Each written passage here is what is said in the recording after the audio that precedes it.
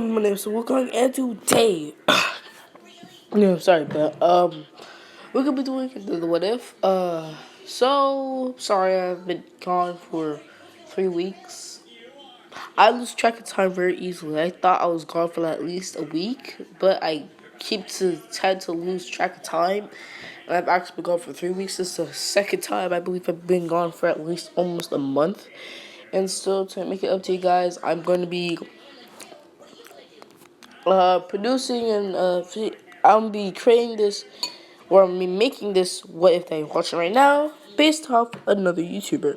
His name is Haminations, I believe, and a couple years ago he released an upload called Guerrilla Parkour Mode. Guerrilla Parkour Mode. And essentially, Guerrilla Parkour Mode is when he gets so mad that he basically can't think straight, and he just focuses on his one particular goal until he focuses on particular goal, and that's where he exits. And that's where he exits Guerrilla Parkour Mode, or he just runs out of energy. And so I'll be applying this to Deku. Yeah, another My Academia what if. I swear I don't only watch My Academia. But seriously, if you want, but I have a question for you guys. I have a question for you guys. If you want me to create a new what if besides Macadamia and occasionally Dragon Ball, please let me know in the comments below. It could be a comic, it could be a web comic, an anime, a manga, whatever. Just let me know, and I'll do it. But let's go to the what if.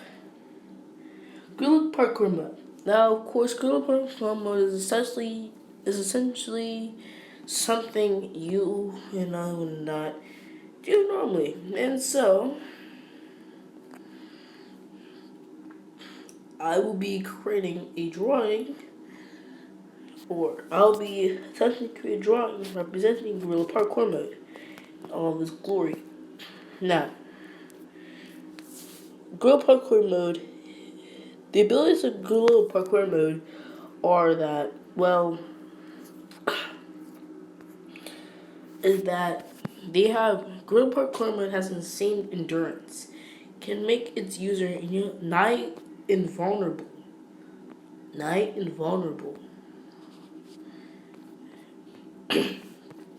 or almost invulnerable. As we've seen from the as I watched from the video that Bryson or Ham Nations had produced. When he entered Group Parkour Mode, he was essentially the strongest thing you can ever imagine. And so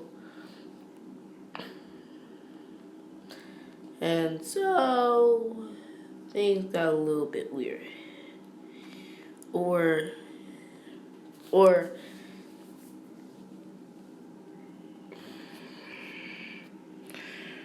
he got a lot stronger. So yeah. He was able to fall from a playground without getting hurt, or at least he wasn't phased. And so basically it gives you great endurance, or allows you just to gives you great endurance. Next, it's how powerful is Guerrilla Parkour Mode. Guerrilla Parkour Mode is able to essentially make the users several times more powerful than its original body. If you're able to lift up 50 pounds of 4 in your base form, Guerrilla Parkour Mode will allow you to lift up 200. That's 4 times stronger than the average body, and of course, this multiplier can go up over time, but that's just the base multiplier. Guerrilla Parkour Mode is not necessarily a quirk in per se, but it's more or less of a genetic enhancement in Deku's body. Now, let's get into it. When Deku was born, he was essentially your average kid. Everything's normal. He didn't have a quirk when he was first born, but of course, if you don't have a quirk when you're first born, it could develop at the age of 4 or 5. I don't remember. It's been long. I've been away for so long. So when Deku was 4 years old, he went to the quirk doctor. He went to go examine, or his mother went to go examine Deku if he had a quirk because she hasn't seen him have a quirk yet. The doctors tested him and it came out that Deku didn't have a quirk. In fact, it seemed like he was quirkless. God dang it, ads! I hate ads. Raise it if you leave below if you hate ads because they suck.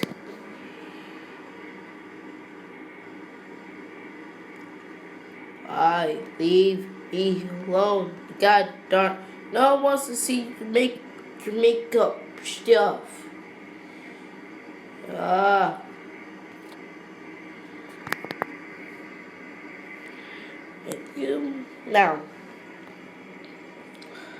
Deku was tested and he didn't have a quirk.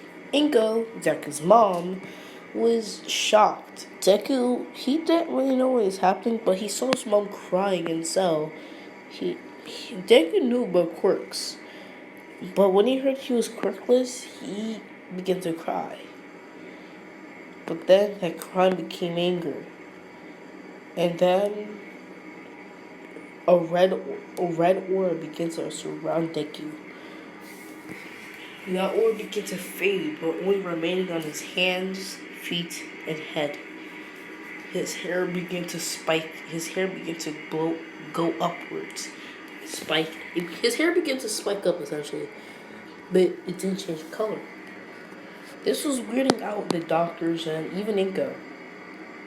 I've seen a lot of weird stuff in our lifetime.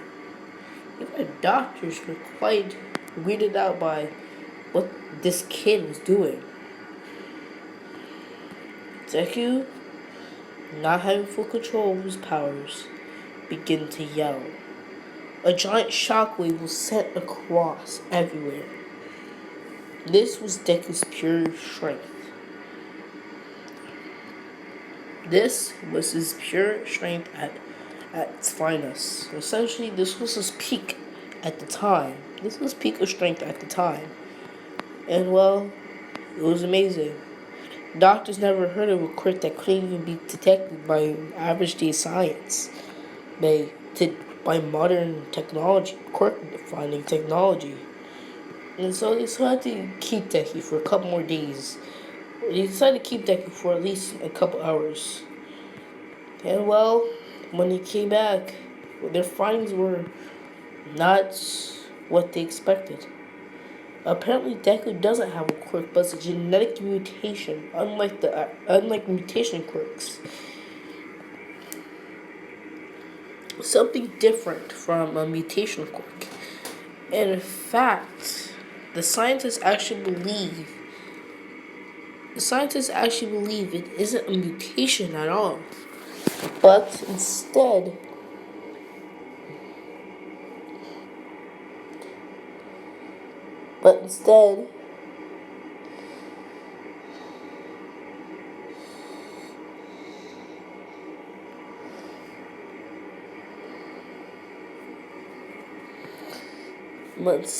it was something much different.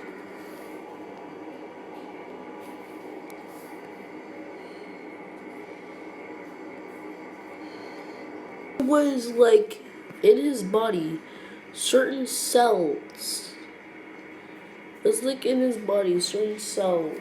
He had certain cells that were different from others.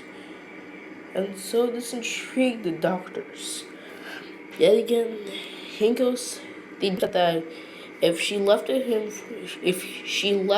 here for at least 1 day, in only a couple of days, Deku became worldwide news, saying that, this kid has a new type of quirk. Give me a second, guys.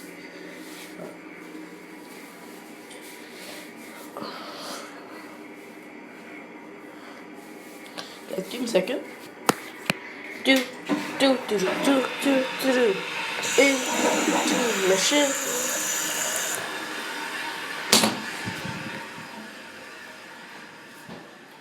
Well, essentially, overnight, people begin to surround the hospital that Deku was in. People were asking, what is this new type of quirk? What does it do? Is there anything? Is there anything science could detect about this quirk?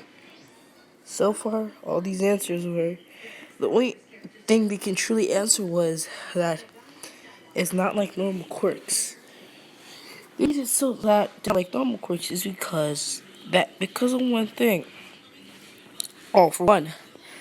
All for one could be looking and trying to find Deku's quirk. And so we had no actual confirmation on All for One's abilities. All we know is that he can steal quirks. We don't know what type of quirks, but all we know he can steal quirks. And so this is why I made this change to Deku's abilities. I'm saying that essentially All for One, he cannot take just any type of quirk. He can't just take someone's quirk. He can only take emitters, transformations, and mutations.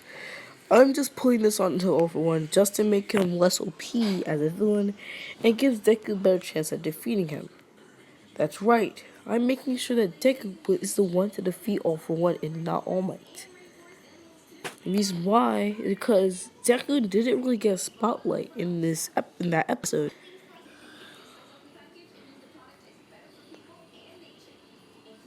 He didn't really get a spotlight in that episode. And in fact, through the entire series, the only spotlights Deku ever had was the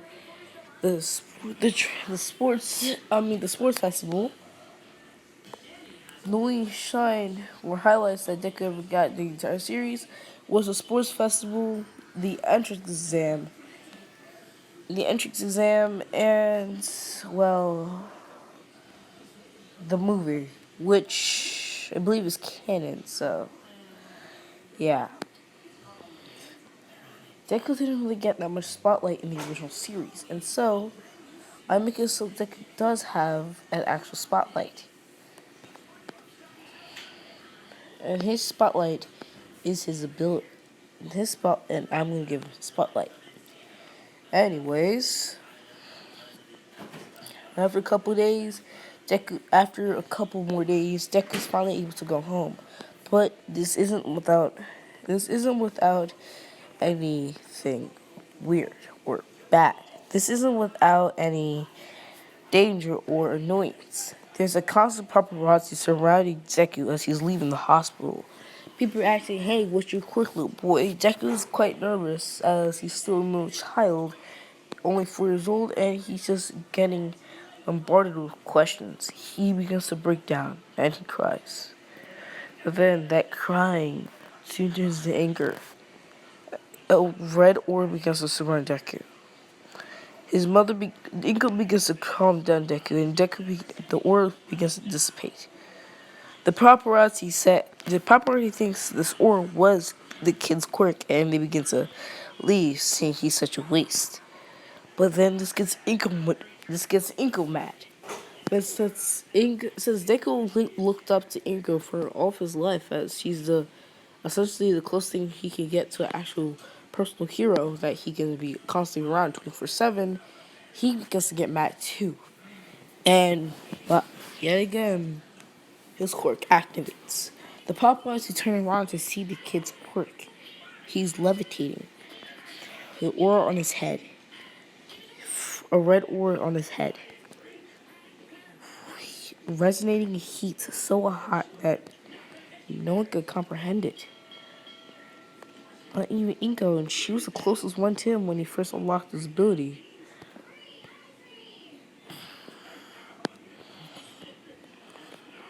Everything was so sudden, and then, out of nowhere, I am here. All Might appears.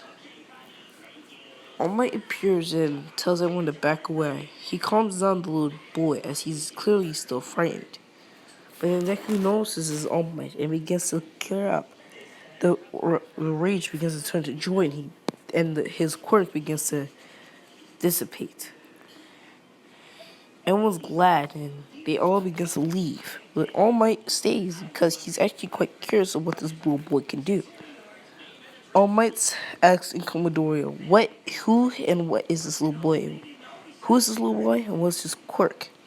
Inko almost, Inko was about to say Izuku, but then Midoriya, or Deku, as I keep on calling him, interferes and says, Izuku, my name's Izuku.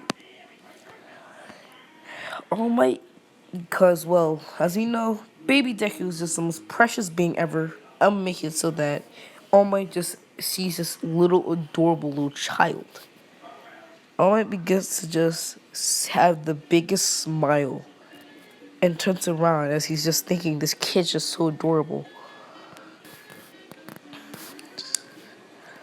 As he's just thinking this kid's so adorable. But then he turns back around as he's noticing that Inko and Deku are just staring at him. He says, well, this little boy has a lot of potential and could grow up to be a great hero.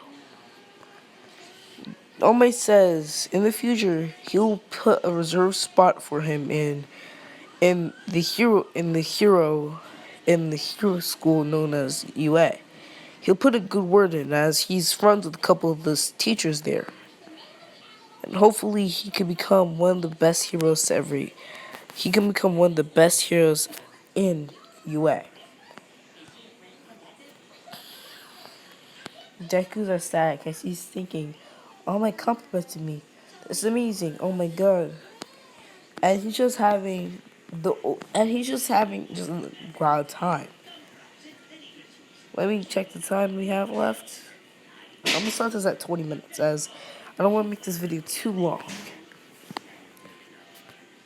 Deku gets home when he's absolutely ecstatic. But then he realizes, oh wait, I have what? It's Deku, he's only 4 or 5 at this time. And so, when he enters UA, he's gonna have to be 15. He's gonna be around 15 to enter UA, and he's gonna be 14 to enter UA. Because, well, that's the legal age you have to be to enter high school, but I'm gonna make it 15 since that's what was said in the anime. Deku had to be 15, and so he only had 10 to 11 years. He had 10 to 11 years left. He had 10 to 11 years left to, well, gain. He had 10 to 11 years left to train, or to become strong enough to at least please or make All Might or surprise All Might. And so that's what happened. For the next several years, Deku would be training. How would this affect Bakugo? Well, Bakugo, from a standpoint, essentially has this sort of not complex, but he basically in the original anime, everything Deku does is essentially Deku's the embodiment of everything Bakugo hates. Help is basically a show of weakness for Bakugo, or at least that's in his mind. And so, every time he sees Deku at least try to help him, it's like he's disrespecting Bakugo.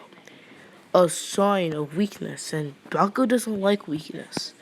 But in this sort of show, he still has his mindset and does view Deku as but he doesn't view Deku as something embodiments of his hate, but less of Deku. Deku's essentially what he wants to be, someone strong.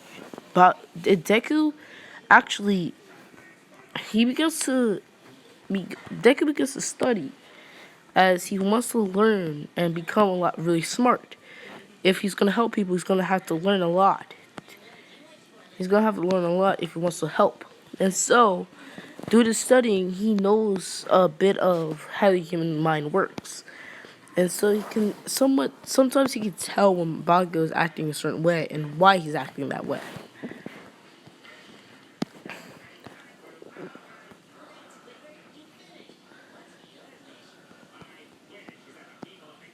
And